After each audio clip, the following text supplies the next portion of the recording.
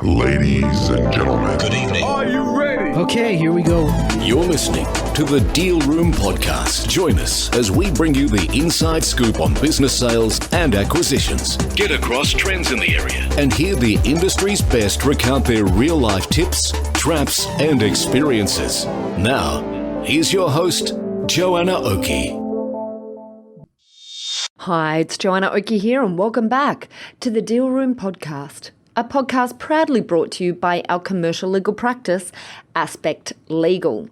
Now, today we take a close look into deal-making activities within Australia's booming childcare services sector with industry expert Liam Hennessy of the boutique M&A and broking firm ABBA Group. Together, Liam and I will talk about the trends, drivers, strategies and opportunities for buyers and sellers in this niche area. And we also touch on the subject of the benefits of niching as well. So keep listening and we'll get started. ladies and gentlemen, Good evening. Are you ready? Okay, here we go. You're listening to the Deal Room Podcast. Join us as we bring you the inside scoop on business sales and acquisitions. Get across trends in the area and hear the industry's best recount their real-life tips, traps, and experiences. Now, here's your host, Joanna Oakey. So, Liam, thanks for coming on board to chat with us today. No, thank you for having me. My absolute pleasure. So, look, Liam, I hear that you specialise in the complete childcare vertical of childcare developments from pre-DA, DA approved, to business sales and tenant and freehold investment. So basically I'm hearing here everything childcare sector related in the M&A area. Yes, correct. Yeah, That's you? that's it. Okay, good. All right. So, and in today's discussion, I guess we're going to drill into this sector to provide a little bit of specialised overview of particular industry sector, which we do from time to time. So let's start out with what your thoughts are about how the childcare sector is perhaps different to other industries when we're looking at M&A activity. Yeah, sure. Absolutely. So look, the key difference that I find it is throughout the whole realm of the industry, from buyers to the sellers, to corporate structures, to the importance of locations, whether it's geographically or near particular hubs of cities or train stations, schools, and all those sorts of things. It's like a little industry within itself when it comes to obviously and also the development side of things, to the tenanted freeholds and the business. They've all got their own little structures and little key points to keep in mind in those sort of directions. And that's what I like about it. Compared to other industries like retail hospitality space, for example, a lot of that it's still retail, same as, I guess, childcare. You are dealing with it is, B2C as opposed to B2B. But my experience with the retail hospitality sector, you are actually selling the business of the owners, usually the goodwill. With the childcare industry, I find that it's a lot different. Usually run under management, centre management are in place, and people in the childcare sector like to grow and have a portfolio. And then obviously you've got some big players out there too that have been in the marketplace for quite some time now. And there's a lot of entry points to get involved. And a lot of exit points as well. There's multiple ways to add value. With that said too, there's big detractors in value as well, if not done correctly. That's interesting. I'd really like to drill into that a little bit more then. Let's talk about both of these areas. Let's start on the positive. How can value be added to businesses in this industry? Yeah, sure. Yes, we're talking about preparing them for sale. Is that what you mean in terms of value add? Well, there's preparing for sale, but there's also dedicated exit points along the process as well. So you could start at development side. So you could have raw land, which isn't DA approved as of yet, but it could be ideal location for a childcare centre. I sold some raw dirt in the ponds the tail end of last year, not even subject to DA approval. It was an absolute it was a pearler of a site. The group that contacted me, actually, they're residential property developers. They saw some that I had been doing.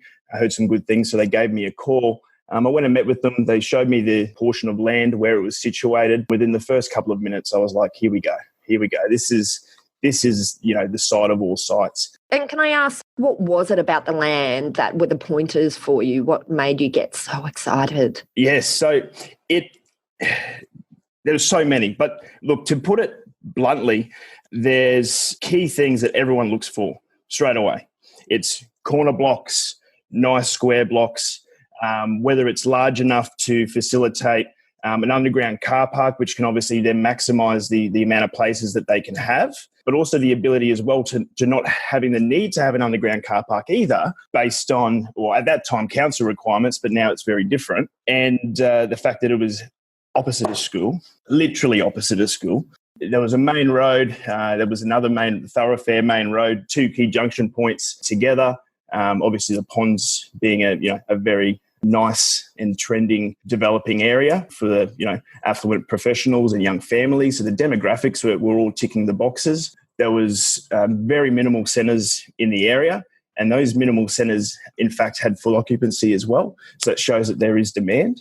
So it was just ticking all the boxes. I have my own parameters on a spreadsheet that I put together. So I asked for the land size, the different frontages, and I can put together within a few minutes how many places you can fit on there, whether that's through underground car parks or just on a one story. Through that also gives you how many staff you need, how many car parks you need, and your unencumbered and encumbered indoor and outdoor areas, the different age group splits, something that I've put together and really spent a lot of time on. So you can probably realise that I like the space. Yeah. I've invested a lot of energy and time into it. I hear it, Liam. And I love that. Like, I think, that makes for a lot of success, being really passionate about what you're working in. So I can hear it, Liam. I like it. Well, look, that's on the development front. The reason why I mentioned that, because that's the starting point. That's that foundation. That's where it all begins. And before we move on from that, just looking at that development site concept a little bit more, who is it that would come to you at that point? Obviously investors who are these people who are already thinking childcare, so they come to you. They don't come to me, I come to them. Right, okay. I go straight to them. Tell us how you do that. Look, the first thing I do is I'll build a list of prospects to work out, obviously, based on the price, I need to work out who's going to find the most value. The first port of call was getting involved with the big players in the market. They like to have that control from the ground level. They like to, as I say, control. They like to pick the location. They like to do their own designs. They like to do their own facades. They like to streamline and ensure that the way that their floor plans work, continuity through all their different brands for efficiency purposes, but also just from a branding front as well. So that was the point. I went straight to the top, a group that was able to purchase the land, develop the land, and operate the centre. And that's what I did. I made about 5 phone calls and had an offer within a couple of days. So completely off market. Wow. So you found the land first. So you went looking for the land, and then you then sort of sold the land plus idea concept to your target. Well, the landowner came to me. I let them know very quickly how valuable that land is for a proposition of a childcare. When I say valuable, I don't exactly mean on a monetary term. I mean, yes, this has legs. This is worth pursuing. I asked them to give me a couple of days, and I'd get back to them with a full feasibility. Feasibility came through positively, and I went out as soon as I was confident with it. And obviously, the vendor was confident on the likelihood of actually selling it as a childcare, remembering that they're on the residential development side with subdivisions and things like that. They were putting out there. The groups that I've engaged were very, very excited. They wanted to I got offers down subject to DA, but this particular group put down an offer which was the same monetary amount as the others, but not subject to DA approval. Wow. Okay. Amazing. So there's confidence on their side that they can get it done. And so it's interesting that you're talking about these whole range of considerations that you have in relation to an actual block and location before making the decision about whether or not it is the ideal piece of land to then convert into a childcare centre. Correct. How much do you think buyers focus on this when they're looking to buy a currently running business? And should they be thinking about this more? Because as you're talking about this, I'm thinking of a few clients that we've worked with in this area, and I'm not sure that they have gone through the process as deeply as I can hear you talking about it in terms of assessing the site in and of itself. Usually they'll assess the business, but I'm not sure whether or not there's a really detailed consideration of the site. What's your thoughts? That first portion on a foundation level carries right through to a business sale when it is operating. Everyone talks about multiples on EBITDA and things like that. It is in fact those, intangible fronts that aren't on the P&Ls and your balance sheets and your occupancy reports and things like that maximize that multiple on EBITDA. So due to obviously myself wanting to utilize my time best, having that knowledge at the start, I can really start to pinpoint what's a good location and evaluate where I'm going to spend my time and energy. And people that I'm speaking to, they value that. They value that I'm giving them good sites. They call me and say, what have you got? What have you got? What have you got? And I take the time to, if I have something and it's not suitable for them, okay, please let me know why this isn't suitable and what it is you're looking for. And then I'm building a case. Okay, this is what I'm seeing now. This is what they want to see. I'm going to spend my energy finding that, and I can potentially sell it before it's even listed. And so does that help you find opportunity for buyers then? So does that help you find sites, for example, that you say, well, this is a great site, but perhaps the business isn't performing great, so therefore there's probably a lot of room for value add for a buyer coming in because it sounds like it's business issues, management issues rather than potential? Absolutely. There's many things that can detract value in an operating business, and a lot of it comes down to staffing management. Anywhere between 40 to 60% of business income is an expense dedicated to staffing. 40 to 60%, look, that's a big variant, as you can understand. So you can see just how important it is to get those ratios right. And when I start looking at those P&Ls, it's the first thing I look at is, what's our percentage of turnover for staff? What's our percentage of turnover for rent? And then you start to work out, okay, this is where things have gone wrong. Straight away, there's your potential. There's your tangible potential to add value once you purchase, increase your ROI. And the reason why I enjoy the space as well is the buyers and the sellers or anyone in this space, they're astute business people. They have time for you if you can bring value. And you learn a lot through that. They learn a lot through you as well. So if I can't bring value to somebody, I'm not doing my job right. So I've focused on ensuring that everything that I can advise is of value. So that's where that lies. And so it sounds like you have quite a broad, you deal with childcare centres in a large breadth of their life cycle, obviously. You deal from the development side through to the, selling a fully functioning and running business. Absolutely. From my perspective, that's a bit different from talking to brokers. Most brokers deal generally just at that particular point of sale. So it's interesting that you've got this exposure to different parts of the life cycle. So where does it end? Like, as in, do you also then work with the business owners and the centres in transition and in value adding after a sale as well? Or do you sort of cut out at that point? It all comes down to the relationship on that particular front of, assisting them after the purchase process to continue their value. It kind of, on a broking front and a sales agent front, it kind of does end at that transaction level once it's sold. But I've got some great relationships, and especially with this group that just purchased the 2 sites on Tuesday, they're looking for another 3 acquisitions before the end of the financial year and another 5 by the end of the year also. So I sat down with them at the tail end of last year, giving them my advice as to where I see the market and how the best way that they can get in and obviously set a real nice, strong foundation for their enterprise moving forward. So the first thing was, we were talking about development sites because I had development sites at that particular time. I had some tenanted freeholds as well.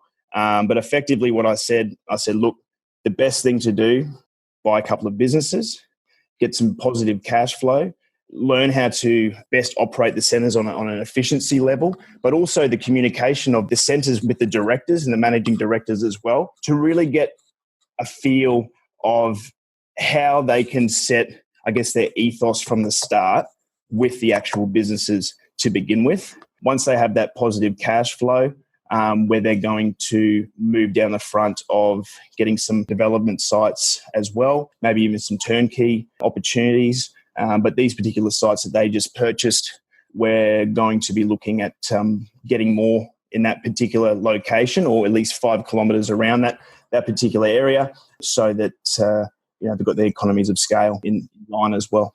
I love it. I love it. That sort of perhaps brings me to thinking about trends in the industry. I get the sense there's a little bit of consolidation, but I just wonder whether or not we're heading into maybe a period of consolidation, much larger consolidation into the future. What's your feeling about the trends in the industry? What do you mean by consolidation? I mean by groups purchasing many centres. Because I see, just anecdotally, that there's a lot of childcare centres popping up at the moment. We've got lots of individual operators who are moving into the space. So quite often what I see in an industry is this wave of lots of individual operators, and then a move to operators then starting to be taken over by consolidation. Okay, so you're talking about big groups. Exactly. Yeah, that's right. Okay. We've seen this in lots of sectors. I just get the feeling that childcare is perhaps ripe for this to really go off. Look, it comes and goes. I've seen some things in the market with some big players. I'm going, oh, why are they doing that? Why are they doing that? Maybe they need the cash. Maybe they need to do this. Maybe they need to do that. And then it comes out, they're going growth now. So they had to raise some capital, and they're growing now. And this is what their acquisition front is. So for myself, I ensure that I have relationships with those people, with those particular groups. But then I guess on the smaller, mum and dad sort of operators, as smaller operating groups as well that want to have, start growing their portfolio, 3, 5, 7, maybe 10 centres and things like that. The only way it's going to consolidate is if they sell. So that's how that's going to work. And it depends on how they're operating. They won't sell if they're in a position where they're financially strong on a business level, but on the actual operation level, if they're going well. We've seen drops in multiples over the last couple of years. Obviously, the property market as well has been affected in some portions of the commercial property market. Obviously, residential, which affects density in areas and all those sorts of things as well. So what I ended up deciding probably around October last year was, okay, it's time to focus on businesses. Let's get some business transactions happening. A lot of those people that purchase those businesses, they could be up to 10 to 15 years old, and they're ready to move on. It sometimes, the wind just gets blown out of the sails, and they're ready to move. And it's up to me to hold those relationships with those people, but I make that my responsibility to get in now and really build a foundation of, I guess, a contact in advisement, and also, someone that they can download and talk to me about how they're going, and talk about how things are going as well in different areas. Remembering as well, geographically, it's almost like a different world. You can just move, to a different suburb, 10 Ks across, and you're in a different realm of environment. Some areas are highly dense with childcare centres. Some aren't, but it all comes down to the validity of it, and I can do that feasibility in a couple of hours. As long as I can focus on it 100% for a couple of hours, I can get it done in a couple of hours. And the way that I work as well is I use any data in the childcare centre is good data. So even if you're selling the business, I can look at data for land sales as well, and property, tenanted freehold property sales. And the reason why that's important is because you can start to draw the parallels of where things are starting, where they're exiting, what value they've gained from DA to construction certificate, from DA to the certificate of occupancy, and you can really start pinpointing where things are sitting and advise on those sorts of fronts as well. Yeah, I guess you can really start assisting people with their strategies, and perhaps even give them an insight into a strategy that they may not have even considered. Yeah, right. If we take it back and look at a business owner who has a childcare centre at the moment, say, for example, your mum and dad operator, what are markers for them of when is a good time to think about exit? Okay, let's steer towards the positive on maximising their value. So we're looking at what their occupancy percentages are at. Anything above 80 is just it's music to my ears and any buyer's ears as well. You also want to have a look at their, as I mentioned before, your percentages of turnover, especially your staffing. With those occupancy reports as well, you can work out how many children are actually in active sessions. So then you can actually have a look at how many staff they've got rostered on. And you can start to advise, look, you've got 4 casuals coming in for this particular circumstance. I think that's not really warranted. Why isn't the centre manager facilitating, this particular portion of children? Oh, that's because the centre manager does this, and that. Oh, okay, no dramas. So that's going to be a question. So I ask all the questions that any buyer is going to ask up front. I build my case to begin with, not only to validate whether I can sell it and whether I can sell it at the price they want, but also to ensure that when it does go on the market, the days on market are minimised by preparing it effectively. And another cursor for them to want to get out also is how many years they've been operating and how many years they've been operating above that 80 to 85% occupancy rate. That's important. And, if they were to, think about selling, I go, okay, well, how's your lease sitting? What have you got on the lease? What options have you got left? And evaluate it, from there. So it's like, all right, well, your operation's in good order. You've got great staffing ratios. You've got a good lease. These are our recommendations on a sale front. What do you want? What do you want for the business? They always have a price in mind, whether it's realistic or not. That's irrelevant at the start. The first thing I do is I want to validate that price that they want.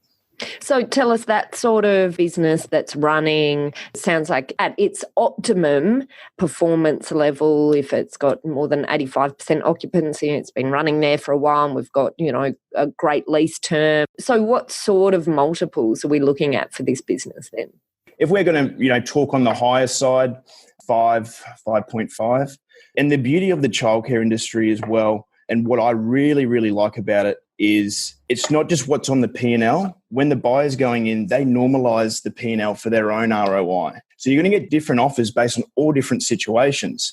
So I do whatever normalisation I can. I'm not an accountant, but I do whatever normalisation I can. State that this is, if it was running in this scenario, this would be the net profit and therefore the EBITDA and therefore the multiple. I don't expect them to accept those particular normalizations 100%. It's so that they understand just how far or how close to the market is running it at optimal, and then gives them the position to, especially on the economy scale level, if they've got centres in the area, they can come up with their own offer and their own EBITDA and work from there. Great. Okay. And then what's the total range that you've seen between? It'd be interesting just to hear like what the lowest and the highest has been in terms of multiples that you've witnessed out there.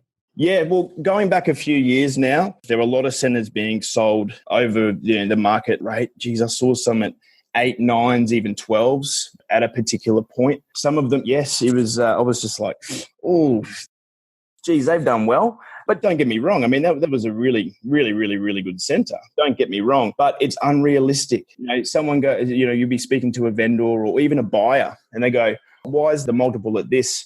I saw they're all selling at this, which may be under." But then you're speaking to the vendor, it's like, oh, well, one sold a couple of years ago at 12 times multiple, and therefore I think my business is worth that. Then, your hat comes on of education. They need to be educated. They're not misled or anything like that. But as a business owner, you think your business is worth the highest amount possible. And I give them the facts, let them know what the situation was, why that maybe happened. I try and dig into those sort of transactions on a intel front and then really give them an idea. Okay, well, look, that was in the Northern Beaches. You're in South Sydney, for example.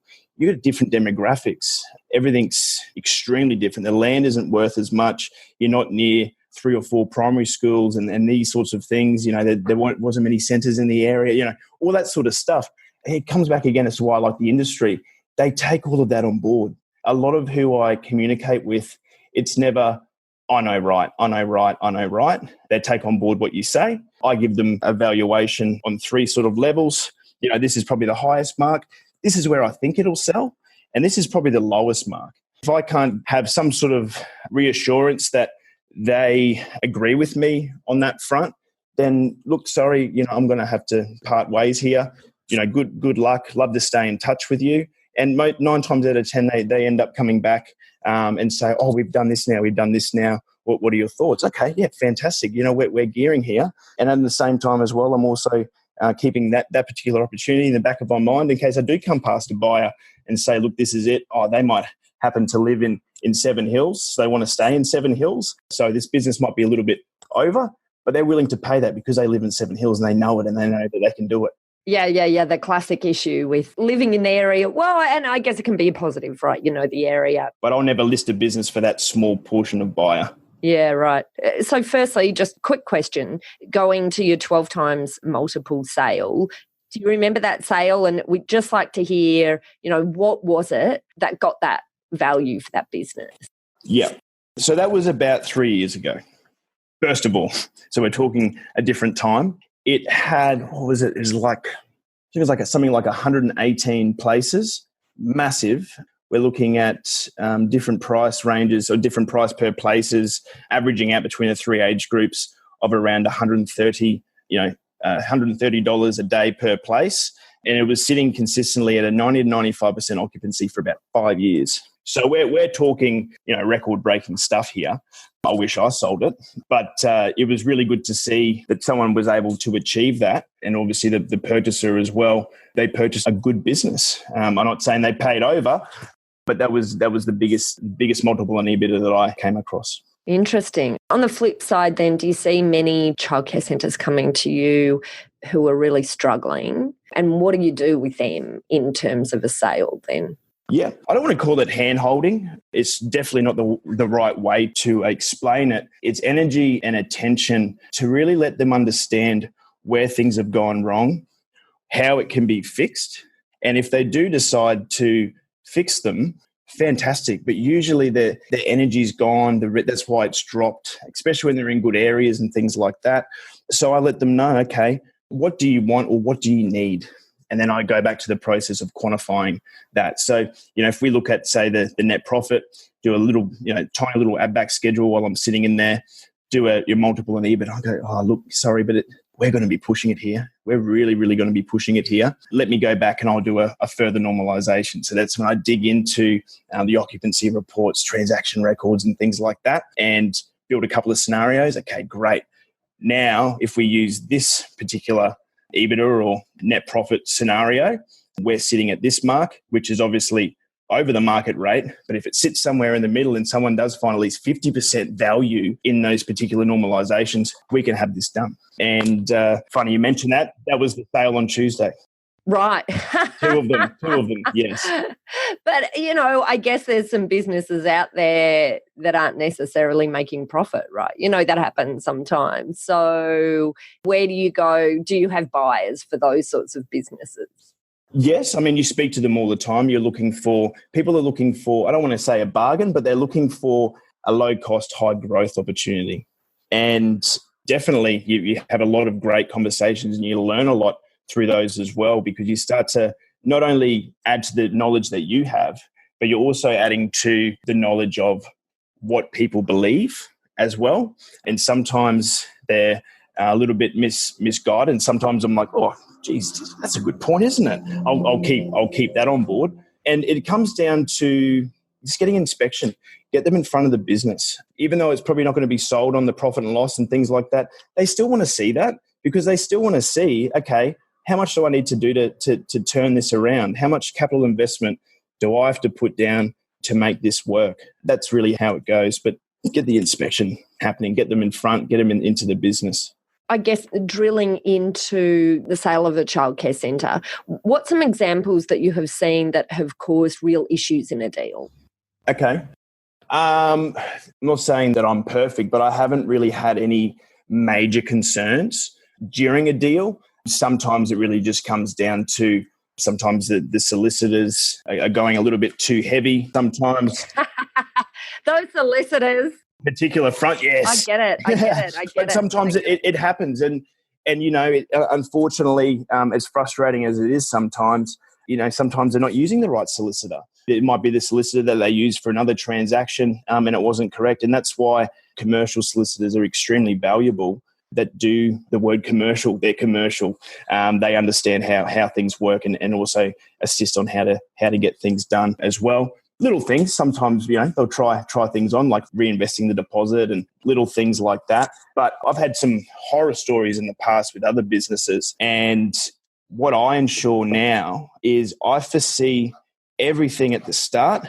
I'm building the due diligence schedule upon listing the business, because what's the point of getting an offer, getting accepted, and then due to your lack of due diligence as a broker, it falls over at the end?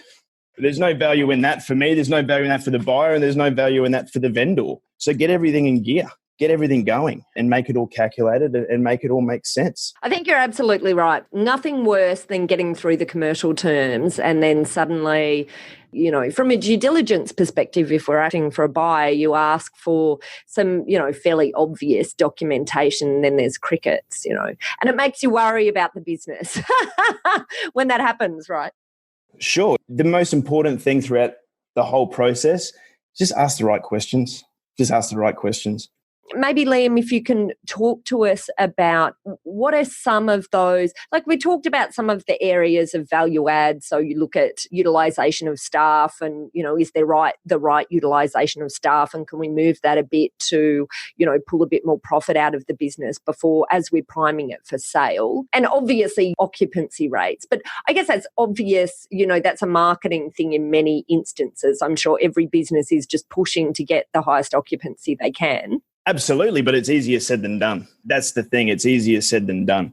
That will push down the multiple, and then it's obviously pushing down the profit as well. And you're not just looking to have a strong occupancy rate for 6 months to prop up that P&L upon exit. It doesn't work that way. If you're looking for a good business, remember, you're looking for sustainable growth or sustainable profits, which is obviously the key indicators for a good purchase.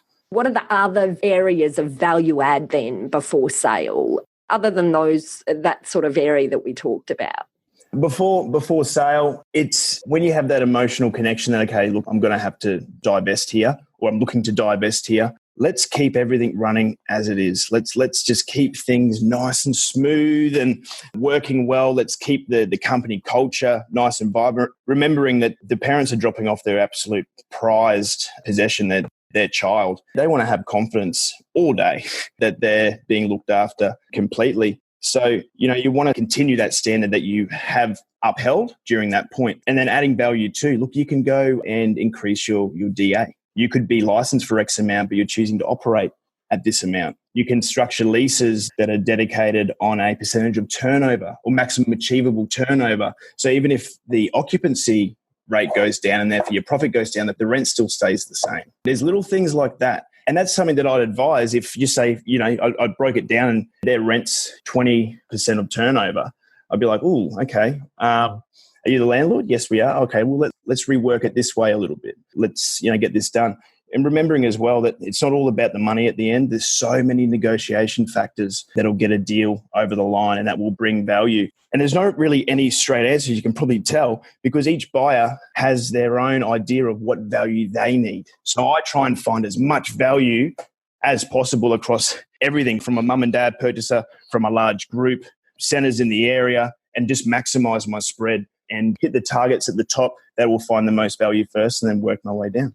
Obviously, it sounds like you've got quite a deep specialisation in this childcare sector. And as I hear you talk, I can really hear what the benefits are for a broker in making the choice to niche. It sounds like, you have the opportunity to get to know a sector so much that you can then see different opportunities.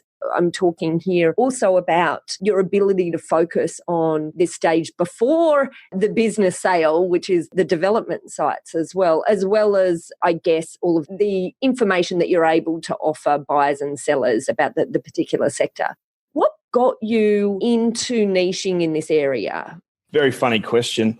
When I joined the group in, 2016, might have been 2016, my first phone call was with a prospective purchaser looking for childcare. That was my first phone call. She was an incoming inquirer, managing director sitting next to me. Well, all right, Liam, it's time to it's time to, put your hat on and start, your career in this space. Let's get on the phone and have your first conversation. I didn't really know what she was talking about, but I wrote the notes down. I built a little bit of rapport with her, and I still speak to her nearly every time I have any opportunity at all. And from there, I saw how dynamic the space was. It was very, very dynamic. I could see, all those different exit points. I could see it was also very calculated too. And I could also see that it's a good space to work in because, well, for me it was, because it's something that I can really put my energy and attention into on an education front.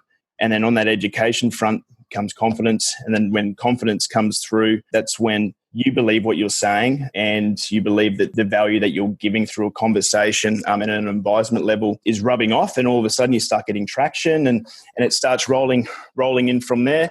I worked previously for about 5.5 years. I worked for a textile import-exporter. We were the Australasian agents for 3 Italian fabric mills selling to the Australian market. This is premium quality fabric for high quality brands, big price points. So I was already used to dealing with clients that saw value in quality. So if they're buying a quality product, they expect quality service. And through that, it's not just, hi, how are you, and a nice smile.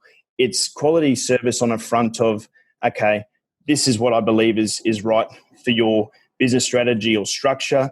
These are the trends in the markets. Look, this fabric might be a little bit more expensive, but you're going to save cost on your production line if you do get to that point. So I sort of saw it as a little business that I can work on for myself because there were so many different levels to it. And I enjoyed interaction with people that saw value in quality goods. And I see childcare as a quality space. And through that, they need quality service. And they need quality advice. So I've been assured that I've been able to deliver that. And what I need to continue doing on a very high level front is add value. Just continue adding value. Everything's changing all the time. Just continue adding value. So are you saying then that you came to niche in this space, not so much because you were looking for the concept of niching, but just because you found a particular industry that had these hallmarks to you of something that you liked working on? As you say, you saw sort of the quality business in the industry. So that's what attracted you rather than the idea so much of niching as a whole. Is that right? I fell into it, absolutely fell into it. I had the first opportunity that I went out to within the first couple of months. It was a DA approved site. The people developed who were selling the DA didn't actually own the land. They just wanted to sell the DA, and very, very weird and very strange. But because I was so keen to get into it, I did all that hard work at the start by calling every single top group within the childcare space, started building relationships with them. I had 5 inspections in one day from all the key players. I probably should have put another half an hour gap between them because they're all running into each other. I was like, oh, we're going to have a battle. We're going to have a battleground here. But from there, I started to understand the importance of the questions that they were asking. I thought, geez, I'd like to know this. Geez, I'd like to know this. Oh, this is good. This is good. And then you start to, hear little things in conversation. You go, I'm going to note that down. And before you know it, I've built my own strategy as to how I do my feasibilities and who I approach and what I decide to spend my time working on. The second last question, Liam, what advice do you have for brokers out there based on your path? So you ended up niching, whether or not you intended to, but is that a good strategy for brokers to look at? Or just generally, what recommendations do you have for people maybe starting out in the industry? Look, it's a hard gig to begin with. So the first thing that you really need to do is understand what keeps you motivated, understand what keeps you driven, and understand how you can make money as well and how you can enjoy it. I'm completely autonomous position. We're getting new brokers on as well that are all going to be on an autonomous front also. So if you can find something to dedicate your time and energy into and be an expert in it, absolutely. Don't force yourself into it, but you need to show passion and drive, and that just rubs off when you already enjoy something so much. Excellent. And then I guess the last question, Liam, how do people find you if they're interested in buying a childcare centre, selling a childcare centre, or indeed looking at setting one up from the ground up? Yeah, absolutely. So ABBA Group, so abbagroup.com.au will bring you to our website. Email address is as simple as liamh@abbagroup.com.au, and mobile number, which is 0431 321 022. Get in touch, whether it's from the start of the development all the way to a tenanted freehold, whether you're a purchaser or a seller. I'll be able to give valuable insights to ensure that you are actually spending your time effectively in finding the right space. And I'm able to do very fast feasibilities as well, which I've definitely spent a lot of time on to make that efficient as possible.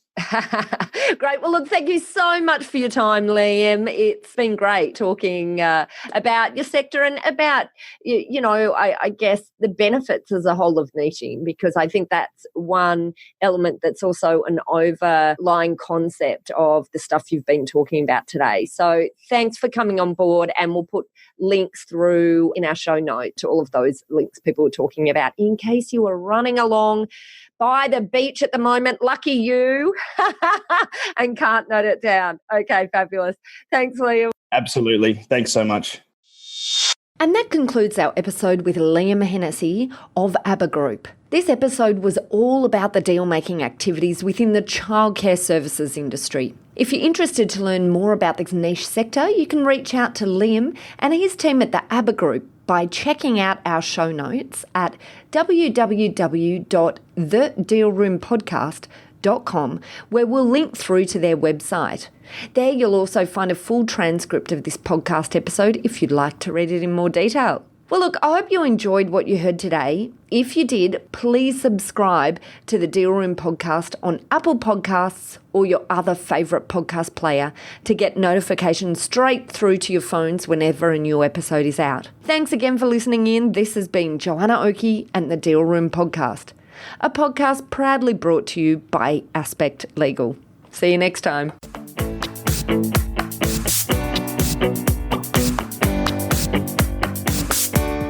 Aspect Legal has a number of great services that help businesses prepare for a sale or acquisition, to help them prepare in advance and to get transaction ready. We've also got a range of services to help guide businesses through the sale and acquisitions process. We work with clients both big and small and have different types of services depending on size and complexity. We provide a free consultation to discuss your proposed sale or acquisition. So see our show notes on how to book a time to speak with us, or head over to our website at aspectlegal.com.au. Ladies and gentlemen. That will conclude this evening's entertainment. Thanks for listening to the Deal Room podcast. To find out more about this episode and other episodes in the series, check out the show notes or head over to our website at thedealroompodcast.com.au.